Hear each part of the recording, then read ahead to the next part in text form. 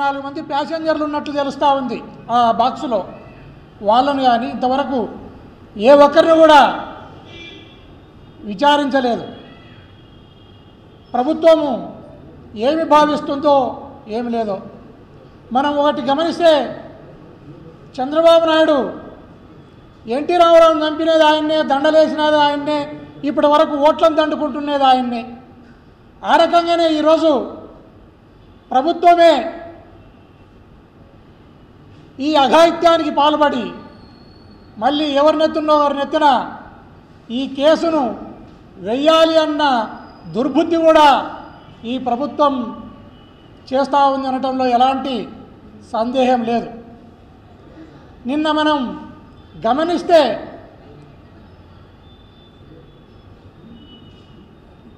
సాయంత్రం 4-5 ఏదో ఒక టైంలో తెలుగుదేశానికి సంబంధించిన పట్టాభి అనే వ్యక్తి ప్రెస్ మీట్ పెట్టి ఆ ప్రెస్లో స్ట్రైట్గా మా పార్టీ పైన నిందలు వేయటం జరిగింది. అంటే దాదాపు విచారణను కూడా వాళ్ళ చేతిలోకి తీసుకొని రెడ్ బుక్ రాజ్యాంగం మేరకు వారే ఇలాంటి కార్యక్రమాలకు శ్రీకారం చుడుతున్నారనడంలో ఎలాంటి సందేహం లేదు. ఈరోజు రాష్ట్రంలో పోలీస్ వ్యవస్థకు, ప్రజల ప్రాణాలకు భద్రత కల్పించే పోలీస్ వ్యవస్థకే భద్రత లేకుండా పోయింది. అనేక మంది జైళ్ళ పాలవుతున్నారు, ఆత్మహత్యలు చేసుకుంటున్నారు.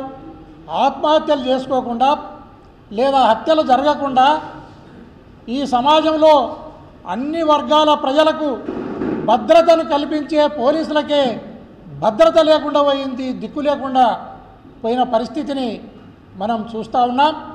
ఇలాంటి దుర్భరమైన పరిస్థితి ఈ రాష్ట్రంలో ఎప్పుడు కూడా లేదు. మనం పోలీస్ వ్యవస్థను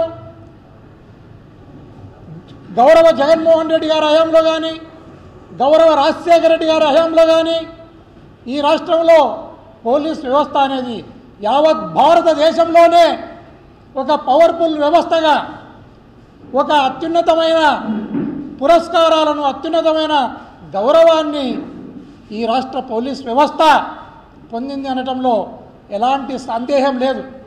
ఈరోజు పోలీస్ వ్యవస్థను నిర్వీర్యం చేసి, వాళ్ళకు భద్రత లేకుండా చేసి, వాళ్ళను రకరకాలుగా అగౌరవ పాలు చేస్తూ, వాళ్ళను మానసికంగా సంక్షోభానికి గురి చేస్తూ ఈ ప్రభుత్వం ముప్పు తిప్పలు పెట్టి 3 చెరువుల నీళ్లను దాపిస్తూ ఉంది.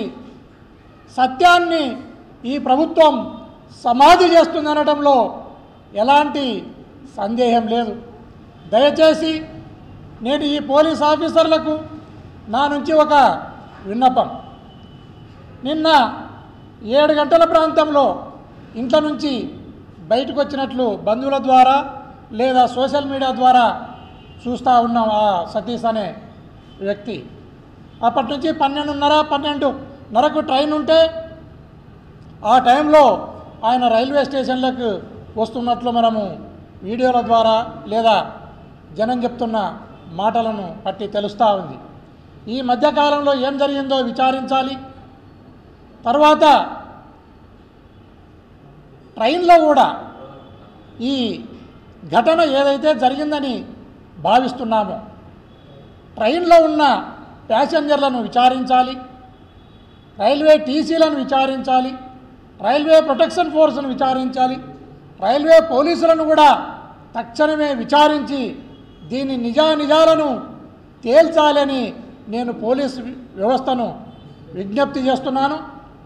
తర్వాత ఈ ప్రభుత్వం మొన్న అక్రమ మద్యం కేసులో జోగిని జైలుకు పంపించినట్లనే ఈ కేసుల్లో ఈ ఘటనలో కూడా ఎవరినో ఒకరిని వైఎస్ఆర్ కాంగ్రెస్ పార్టీ లీడర్లను ఇబ్బంది పెట్టాలి అన్న అభిప్రాయము ముందు చూపుతో వాళ్ళు వెళ్తున్నారని నాకు అనుమానం ఉంది. దయచేసి పోలీస్ వ్యవస్థ నిష్పక్షపాతంగా ఇన్వెస్టిగేషన్ చేసి దీంట్లో ఖచ్చితమైన ముద్దాయిలను వెంటనే అరెస్టు చేయాలని వైఎస్ఆర్ కాంగ్రెస్ పార్టీ తరఫున డిమాండ్ చేస్తూ ఉన్నాను. అదే కాకుండా పోలీస్ వ్యవస్థ కానీ లేదా దానికి ఆ వ్యవస్థకు ఉపయోగపడే అన్ని వ్యవస్థలు కూడా సక్రమంగా ధర్మబద్ధంగా న్యాయబద్ధంగా పనిచేసి ఇట్లాంటి ఘటనలు పునరావృతం కాకుండా చూడవలసిందిగా నేను పోలీస్ వ్యవస్థను విజ్ఞప్తి చేస్తున్నాను.